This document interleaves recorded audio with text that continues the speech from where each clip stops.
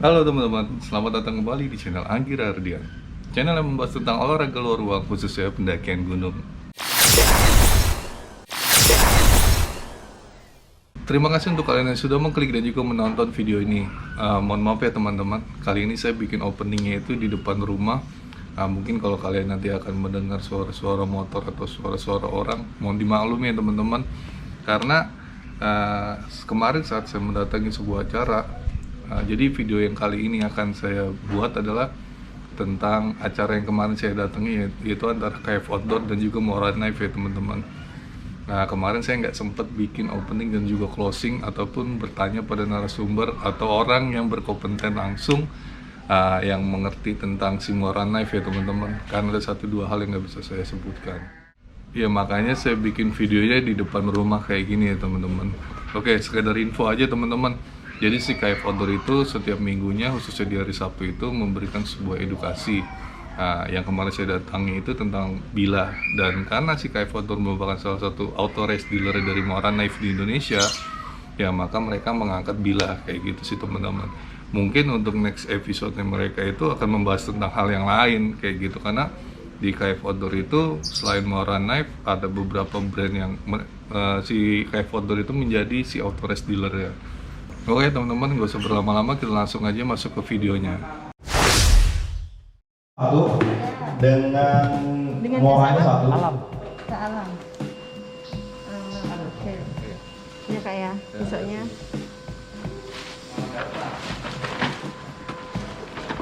Kak siapa? Anggi. Oke, satu. Oke, buat yang di luar silahkan, ini ada panduan yang disebut dengan tray stick. Ini bisa diambil, nanti bisa bergantian, bisa dilihat. Mungkin ada satu orang.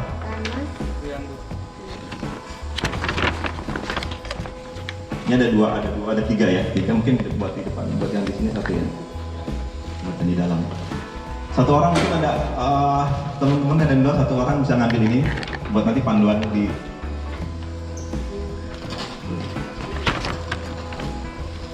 Iya. Oke, nanti di luar silahkan ditunjukkan ke rekan-rekan yang lain tuh yang ada di sekitarnya. Itu ada tray stick ya. Tray stick itu adalah pola try untuk mencoba. Untuk teman-teman yang sudah datang hari ini, saya ucapkan terima kasih. Selamat datang di KF Outdoor dan sesi live IG bersama KF Outdoor dan Moran Knife saat ini. Formatnya kita berada di dalam, sedangkan sebagian dari teman-teman di luar, karena kita harus tetap menjaga jarak sesuai protokol kesehatan. Oke, kita akan segera mulai nih. Bang Agus, apa kabar? Baik, alhamdulillah pagi yang cerah. Pagi yang cerah ya? Bisa ketemu di KF Outdoor sama Om Joni lagi. Siap. Ya nih Bang, jadi hari ini kita akan mengenalkan atau menunjukkan kepada teman-teman yang mengikuti acara ini secara live dan teman-teman di sini mengenai bilah Bang. Jadi seperti yang kita ketahui di sini kita datang di acaranya KF Outdoor dan Moran Knife.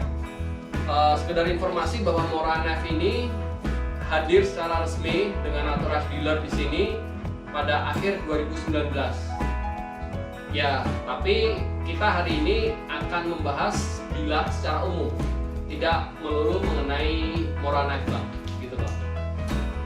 Jadi mungkin nanti kalau ada teman-teman yang akan memberikan pertanyaan, apakah dari live IG atau yang berada di sini langsung, saya pikir kita akan bisa langsung interaktif gitu, karena saya akan juga online di sini untuk mengikuti. Jadi kalau ada pertanyaan dari teman-teman, saya akan langsung tanyakan. Iya Bang.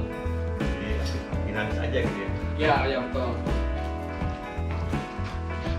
Bang Agus, jadi mungkin bisa diberi sekilas nih informasi mengenai pisau atau bilah yang untuk kegiatan outdoor Bang. Iya, Bang Joni, ini temanya kemarin ada di flyer itu kan bilah dan safety.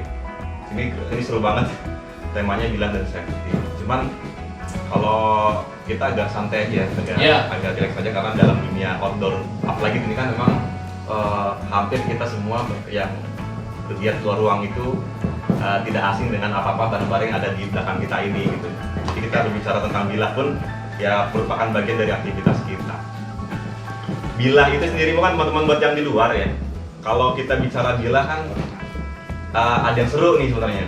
Kan kita tahunya bilah itu secara literal secara itu kan translate aja dulu nih.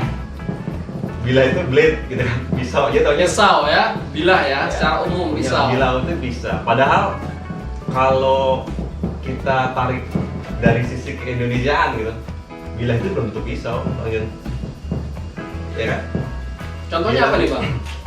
Malah kalau sebenarnya bilah itu, kalau misalnya itu sekarang aja trennya kalau kita menyebut bilah itu pasti jatuhnya ke pisau. Padahal struktur kita melihat kalau di Bushcraft ya, di Bushcraft itu kan bilah itu lebih kepada penjelasan atau penegasan terhadap satuan quantity. Jadi kalau misalnya ada batang, misalnya kita menyebut batang bambu, Ya. satu batang kemudian dibelah-belah tipis, datar dan memanjang, itu kemudian kita sebut bilah bambu. Gitu ya. Oke, Kemudian siap, kayu siap. juga sama, kayu juga kalau dari struktur bilah ketika dia sudah terpotong-potong, misalnya kapak nih, kayu bakar kita kapak, lah gitu kan, pecah-pecah. Ketika dia sudah terpotong-potong menjadi bilahan sampai panjang itu baru kita sebutnya bilah-bilah kayu. Nah ini yang poin yang biasanya kita kalau bicara itu kadang suka ada yang kritis juga nanya atau mencari tahu gitu, bang, bilah itu kan sebenarnya hubungannya apa ya sama pisau gitu. Kalau memang secara translate English iya, tapi secara di Indonesia sendiri teman-teman bilah itu bentuk jatuhnya ke pisau. Baik, kalau begitu bagaimana kalau kita sepakati untuk hari ini kita menggunakan istilah pisau aja bang, karena di sini. Iya. Nah ini ada korelasinya kenapa sampai ke pisau sebenarnya. Iya. Ya kan? Jadi bilah tuh apa namanya? Pada kalau di Bushcraft itu zaman ke kultur tradisional itu kan dulu alat potong Ya. bambu itu kan ada sistem tajamnya tuh untuk nyeset, itu menggunakan mata tajamnya. Makanya disebut dulu itu kita kenal alat potong itu dengan mata bilah. Mata bilah itu sudah tertajam dari bambu. Atau hal-hal tertentu yang diserut kemudian ada sistem tajamnya dari sebuah bilah yang papar dan panjang. Kemudian karena berkembangnya zaman gitu kan, berkembangnya bahasa, kemudian menjadi familiar pisau itu juga akhirnya menyebut mata pisau. Iya. Dari awal mata bilah, mata pisau. Kemudian berkembangnya bahasa, kita akhirnya menyebut bahwa sesuatu itu poinnya adalah ketika kita bicara tentang bilah itu ada sesuatu yang sudut tajam yang menggunakan alat pemotong dari situ. Nah, apa yang familiar dari situ? Pisau. Akhirnya menjadi familiar kita menyebut bilah itu adalah alat potong. Apalagi alat potong kalau bukan pisau gitu kan, atau apapun gitu yang berkaitan dengan pisau, maka bilah itu Karena bagaimanapun pisau ini adalah alat potong yang paling sering digunakan oleh masyarakat bang. Betul. Maksudnya dibanding alat potong yang lain seperti kapak atau gergaji contohnya. Mungkin di masyarakat tradisional mereka masih menggunakan dalam kehidupan sehari-hari. Tapi ketika kita membahas mengenai pisau dari rumah sampai tingkat-tingkat yang lain tuh mereka lebih sering digunakan gitu bang. Iya, apalagi pegiat luar ruang ya, Iya. luar ruang itu kan pisau udah sebuah kebutuhan lagi gitu, karena ya tidak bisa dimungkiri pisau itu adalah bagian dari prepare ya, persiapan untuk terjadinya potensi-potensi hal-hal yang tidak diinginkan ketika terjadi di luar ruang. Salah satunya alat bantunya adalah pisau, kan tujuan itu. Cuman kita kan ketika menggunakan pisau yang lebih umum ya dari setiap manusia itu, masyarakat itu ada yang membuat di rumah, pegiat luar ruang itu biasanya menggunakan pisau sesuai dengan kebutuhan. Baik. Ada kebutuhan berbeda-beda tuh. Jadi ketika orang sudah biasa menggunakan pisau, dia akan menyesuaikan passion dirinya dia, aktivitasnya apa, kebiasaannya apa, maka dia biasanya dengan sendirinya akan mengarahkan, membeli atau mencari pisau-pisau yang bisa menyesuaikan kebutuhannya dia dalam beraktivitas. Baik. Nah, saya pernah dengar ini bang, bahwa pisau itu dibuat sesuai dengan peruntukannya masing-masing, begitu. Seperti saya lihat, seperti yang di belakang ini ada berbagai jenis pisau mora, dan saya lihat bentuk, model bilah, gagangnya itu berbeda-beda gitu bang. Nah, sebelum kita lanjut mengenai jenis-jenis pisau, sebetulnya kategori pisau yang baik itu yang bagaimana bang untuk kegiatan outdoor? Yang pertama adalah ketika kita menggunakan pisau adalah mengenali diri kita dulu nih. Ya, passion kita tuh ada di mana dalam beraktivitas luar ruang, sehingga kita tepat menggunakan pisau. Kenapa? Karena ketika kita sudah sesuai dengan kebutuhan pisau yang kita pilih, mungkin kalau untuk awal-awal itu orang masih banyak yang belum tahu, tapi kalau berbicara soal kebutuhan, nanti jatuhnya ke proporsional dalam penggunaannya. Misalnya contoh, pengen punya pisau tajam banget gitu ya, pengen punya tajam pisau yang bisa buat nyelet plastik, kertas gitu, pokoknya pengennya tajam banget gitu. Kayaknya kalau punya pisau tajam itu perfect banget gitu ya, pengennya sempurna. Tapi ketika dia memiliki pisau setajam untuk sembelih lah ya, untuk sembelih hewan ataupun buat menjasar daging, ketajaman itu luar biasa. Dia punya, kemudian digunakan pisau itu, bilah itu untuk aktivitas-aktivitas yang sifatnya menyeluruh, yang hard, yang agak keras gitu ya. Dia buat baton, kemudian dia buat carving kayu gitu ya, carving kayu dan sebagainya. Ketika dia ada merasakan perubahan pada bilahnya, misalnya, kok baru 3 hari pakai pisau udah nggak tajam nih, gitu kan? Udah nggak tajam, ini pisaunya nggak bagus nih, pisaunya jelek nih. Padahal bukan pisaunya yang masalah gitu, tapi tidak tepat dalam penggunaannya. Jadi tidak proporsional gitu kan dalam penggunaan sama pemilihan karakter pisau sama penggunaan aktivitasnya. Makanya ketika dia sudah tahu kebutuhannya dia menggunakan pisau, dia akan mencari pisau yang bisa melengkapi kebutuhannya itu. Nah, buat yang pemula biasanya awalnya dia akan mencari pisau yang minimal setidaknya bisa mewakili itu semua tuh. All around ya? Iya, all around ya, bisa mewakili itu semua. Cuman permasalahannya adalah ketika dia pengen punya pisau, dia pokoknya nih pisau pengen buat bisa nyeset yang tajam, pengen buat chopping, buat baton segala macam bisa gitu. Tapi harus ada korelasinya, dia juga harus bisa belajar mengasah pisau, karena dia akan merawat pisau itu agar tetap berfungsi dengan baik gitu, sesuai dengan kebutuhannya dia. Bagus, ini saya lihat di meja kita sekarang ini ada pisau yang warnanya terlalu agak lebih mencolok nih, pisau Murah Knife. Nah,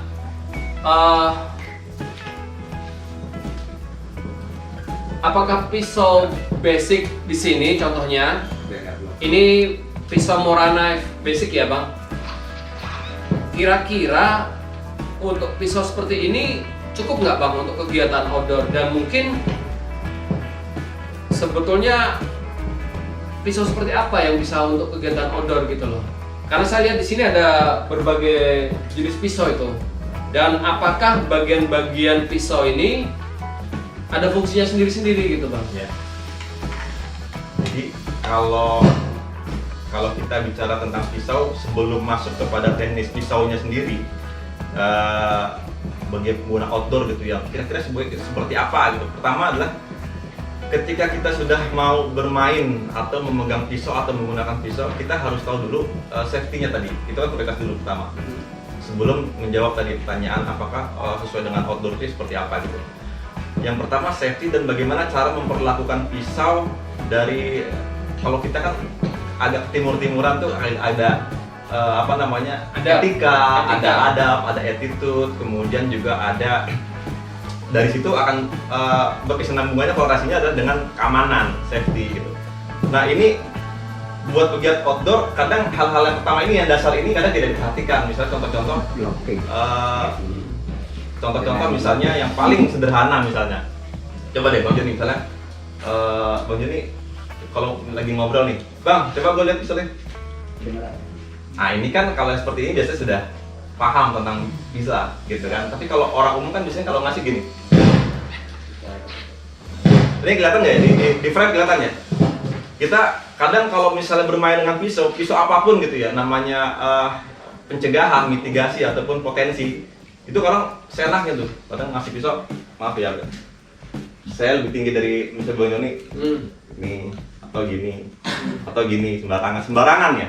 Padahal ada etika, ada attitude juga, karena ini terkait dengan keamanan, dimana ketika kita bicara pisau, apapun jenis pisau itu, ketika kita ingin memberikan atau memindahkan dari diri kita ke orang yang lain, maka dibiasakan bahwa sisi amannya itu yang diberikan adalah gagangnya, kemudian punggungnya.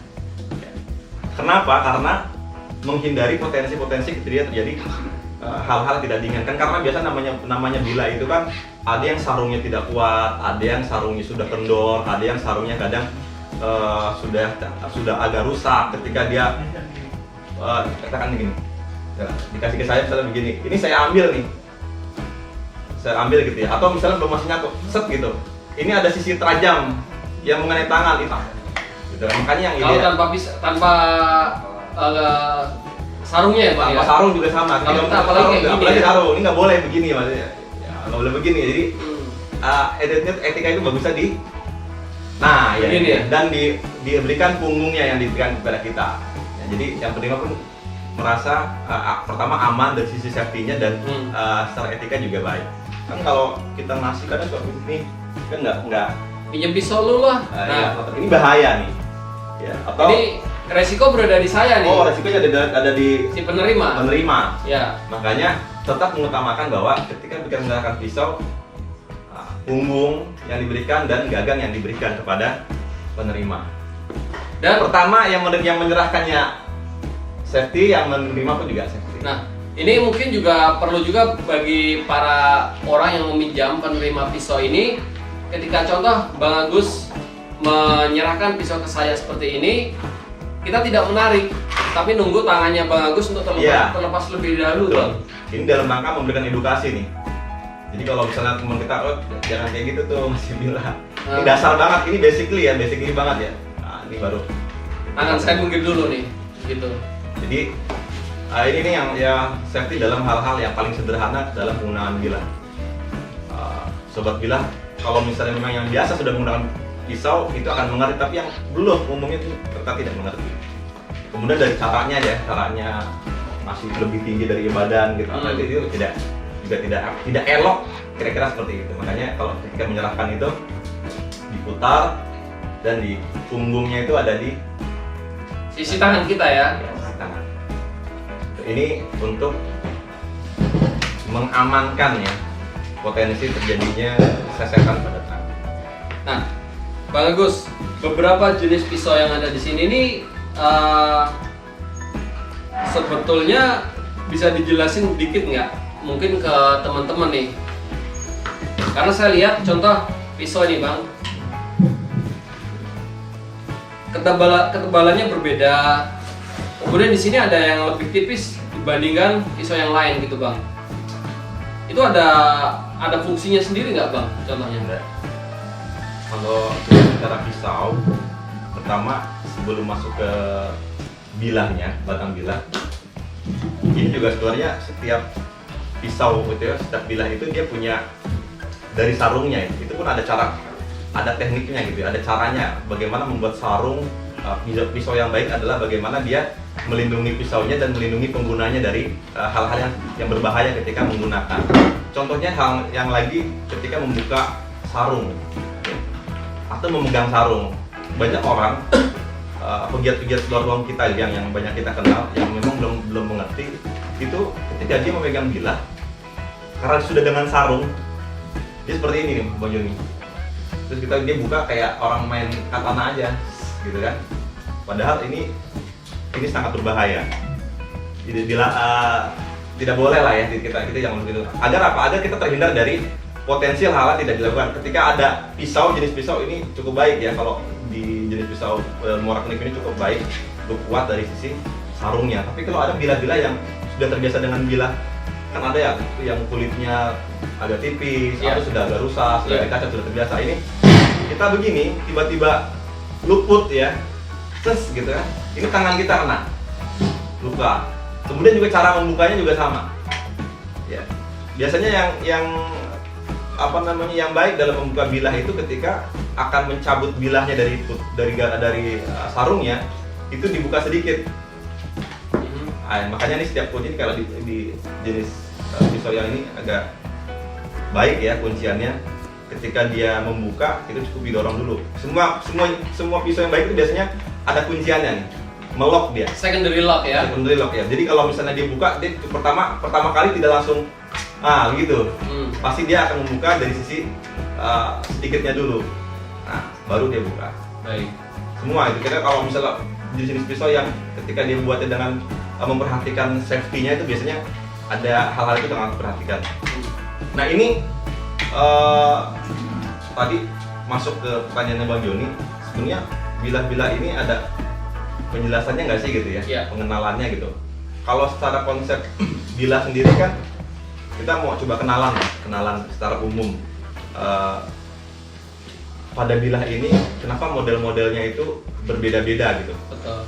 ya. Terus ada selalu ini kalau kita sebut nama di handle, ini kan ada handle, kemudian ini ada istilahnya kalau disebut penyeimbang atau penguat atau disebutnya bolster ya. Bolster itu selalu ada di bagian tengah nih antara Bilah. blade ya, antara bilahnya, antara di bagian heelsnya ini pangkal bilah, dan handle itu selalu ada pembatas, penyeimbang, penguat, itu bisa disebutnya bolster. Bolster, oke. Nah, bolster ini perhatikan juga, ini penting juga nih buat sobat bilah semua ya. Ada bilah yang dia tidak, yang pada sisi bolsternya ini, mungkin yang di luar bisa melihat ya. Pada sisi bolsternya ini tidak ada pengaman nih. Jadi dia lebih langsung, nah seperti itu. Nih kita perhatikan ya, bedakan. Coba kita, maaf. Ya.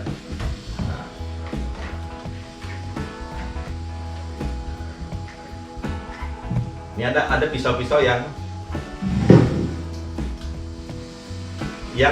pada sisi bolsternya ini tidak ada bahasanya pentolannya seperti ini. Ini fungsinya apa sih sebenarnya gitu ya? Bagi orang-orang, bagi pegiat yang memang sudah biasa, sudah familiar dan sudah sangat paham dalam penggunaan bilah dan sudah sangat apik sekali menggunakan bilah, mungkin ini tidak menjadi masalah, no problem dari sisi potensi. Tapi kalau untuk pemula atau yang belum terbiasa menggunakan bilah, ini tidak disarankan sebenarnya langsung menggunakan seperti ini untuk kegiatan-kegiatan yang menggunakan bilah ini. Kebetulan ini teman-teman beberapa sudah ada di sini. Saya lihat beberapa dan sebagian teman-teman ini sudah memegang pisau dan sudah menggunakan sarung tangan sesuai yang sudah kita sarankan. Kita juga melihat tadi perlakuan terhadap pisau ini, Bang. Kalau kita tadi menyebutkan bahwa pisau ini masing-masing mempunyai fungsi yang berbeda, bagaimana perlakuan pengguna terhadap pisau ini, Bang? Ya, pertama ketika pengguna sudah memiliki pisau yang dia bisa menyesuaikan kebutuhannya dia, tentunya dia akan menjaga ya, akan menggunakan itu dengan baik. Karena aktivitasnya, penunjangnya itu kadang tidak semua kegiatan dia familiar dengan pisau yang lain karena sudah terpenuhi, terbiasa dengan yang ada ya. Passionnya sudah ada di situ, tapi ketika dia harus berganti dengan pisau yang lain itu sudah ada proses adaptasi lagi. Nih terakhir. Ini Instagramnya Mike Portnoy. Mike Portnoy ini Instagram. Oke, berarti hasil dari kalau yang pertama karya dari Bang Alam ya. Bang Alam ya. Luar biasa. Ada lagi mana? Ada tuh belum. Bang Alam. Yang tadi masih ya? Ini salah satu, coba dilihat, Bang. Ya Bang Alam nih katanya kayaknya. Ini adalah sampel trash stick yang saya bikin di rumah. Waktunya mungkin jauh lebih lama dari apa yang dikerjakan sekarang. Ini dari yang Bang Agus Ini bikin. Ini coba kita trial ya semalam. Oke, saya baru bikin semalam nih. Saya coba Nah. bikin semalam itu 2 jam. 2 jam. 2 jam untuk membuat pola.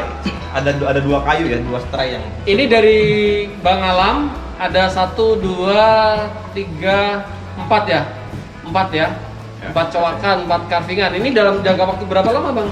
Pas mulai tadi. Pas mulai itu pun nggak langsung bikin ya? Atau langsung bikin? Enggak. Nggak langsung bikin? Ini langsung Atau jangan-jangan langsung bawa dari rumah nih? Udah jadi, Bang? Oke, 1 door press untuk Bang Alam dari Mora Knife Indonesia.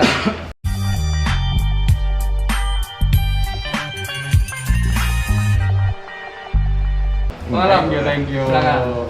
Oke, yang kedua dari sisi safety tadi ya, saya melihat Mbak Desi ini luar biasa tanpa diarahkan dari awal kita memulai. Betul. Adit ya, dari Mora Knife Indonesia. Wow. Terima kasih. Oke, Mbak Joni, luar biasa. Kita Ya. sudah. Oke, Bang Agus mungkin ada hal lain yang ingin disampaikan? mungkin terkait dengan bilah safety ya. Ya. Kenalilah bilah itu dengan kemampuan diri kita, dengan passion diri kita, menyesuaikan dengan kebutuhan kita. Dan sekali lagi, ketika kita memilih bilah, jangan lupa juga memilih safety dan keamanannya dalam menggunakan. Jadi seperti itu. Siap, Bang Agus, terima kasih untuk kunjungannya ke KF Outdoor hari ini. Dan kita teman-teman kita akan bertemu lagi minggu depan hari Sabtu. Untuk waktunya silahkan pantengin kedua akun Instagram KF Outdoor dan Moranef Indonesia. Wassalamualaikum warahmatullahi wabarakatuh.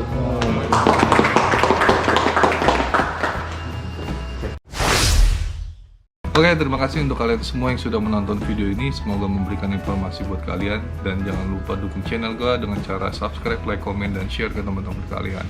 Dan jangan lupa untuk menonton video gue lainnya. Jangan lupa tetap jaga selalu kesehatan, ikuti protokol kesehatan dari pemerintah. Salam lestari dari Anggi Radian. Bye.